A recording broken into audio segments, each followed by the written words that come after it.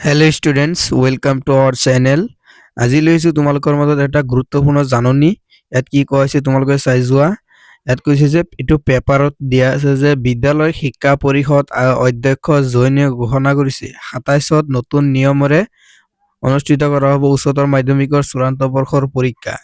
উত্তীৰ্ণ হ'বলৈ হ'লে প্ৰতিটো বিষয়তে পাব লাগিব 33% নাম্বাৰ আৰু 6টা বিষয়ত উত্তীৰ্ণ হোৱাটো বাধ্যতামূলক।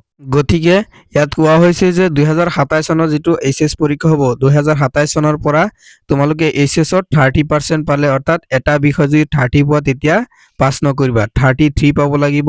আৰু প্ৰতিটো ছাবজেক্ট, আগত এটা ছাবজেক্ট কি হৈছিল, ফ'ৰ্থ হৈছিল, 5টা ছাবজেক্টত পাছ কৰিলে হৈ গৈছিল, কিন্তু এতিয়াৰ পৰা কেইটা ছাবজেক্টত পাছ কৰিব লাগিব, 6টা ছাবজেক্টত পাছ কৰিব লাগিব, তেতিয়া তোমালোককে উত্তীৰ্ণ হোৱা বুলি ধৰা হ'ব।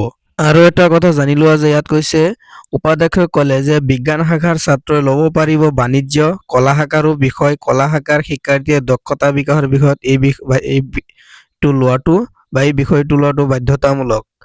আৰু এইখিনি, গতিকে ইয়াত কৈছে যে যিসকলে বিজ্ঞান শাখাত অধ্যয়ন কৰি আছে তেওঁলোকে বাণিজ্য শাখা বা কলা শাখা, যিসকলে ছায়েন্স ষ্ট্ৰীমত আছে তেওঁলোকে কমাৰ্চ ষ্ট্ৰীম বা আৰ্টছ ষ্ট্ৰীম ল'ব পাৰিব তেওঁলোকৰ দক্ষতা বিকাশৰ বাবে।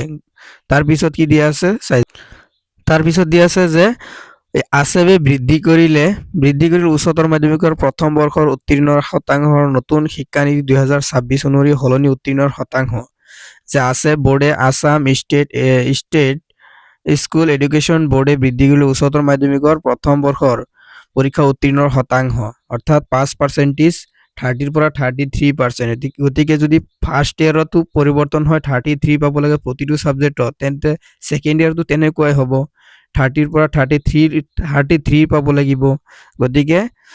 গতিকে অনলি ফাৰ্ষ্ট ইয়াৰত নহয় ছেকেণ্ড ইয়াৰতো এইটো ইমপ্লিমেণ্ট কৰা হ'ব।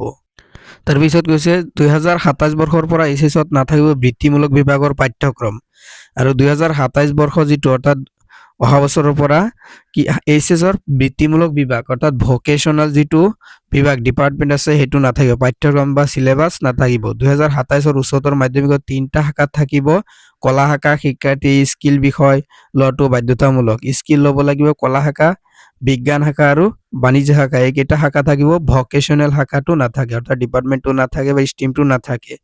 আৰু দুটাতকৈ অধিক বিষয়ত অনুত্তীৰ্ণ হ'লে, যদি তুমি 2টা বা তাতকৈ বেছি ছাবজেক্টত ফেইল কৰা তেন্তে সেই শিক্ষাৰ্থীগৰাকী পুনৰ নামভৰ্তি কৰিব লাগিব, আৰু পুনৰ তোমালোকে সেইটো কলেজ বা স্কুলখনত নামভৰ্তি কৰিব লাগিব আৰু প্ৰথমৰ পৰা পঢ়ি যাব লাগিব। যদি 2টা ছাবজেক্টত, মেট্ৰিকত যেনেকৈ 3টা ছাবজেক্টত বেয়া হ'লে কম্পাৰ্টমেণ্টেলৰ সুযোগ পায়, ঠিক সেইদৰে নিয়মটো কৰি দিলে। গতিকে যথেষ্টখিনি পৰিৱৰ্তন আহিছে। আৰু এইখিনিতে এটা কথা কওঁ, যিসকল ছাত্ৰ ছাত্ৰী এইটো চেনেলত নতুনকৈ আহিছে চেনেলটো ছাবস্ক্ৰাইব কৰি দিবা, ভিডিঅ'বিলাক বন্ধুবৰ্গলৈ শ্বেয়াৰ কৰি দিবা।